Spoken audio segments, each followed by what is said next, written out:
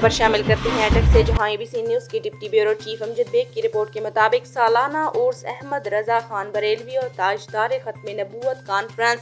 تفصیلات کے مطابق مرکزی جامع مسجد قباء کتبہ موڑ تحصیل ہزروں میں سالانہ عرس احمد رضا خان بریلوی اور تاجدار ختم نبوت کانفرنس کا انعقاد کیا گیا۔ یہ کانفرنس زیر صدارت استاذی العلماء حضرت علامہ مولانا حافظ محمد رضا قادری منعقد ہوئی، جس کے مہمان خصوصی حضرت علامہ مجتبیٰ احمد مصطفی آف گوجرانوالہ تھے۔ اس کانفرنس میں مفتی صاحبان، علماء کرام، سادات کرام، حافظ کرام، بزرگوں اور عوام اہل سنت نے بھرپور شرکت کی۔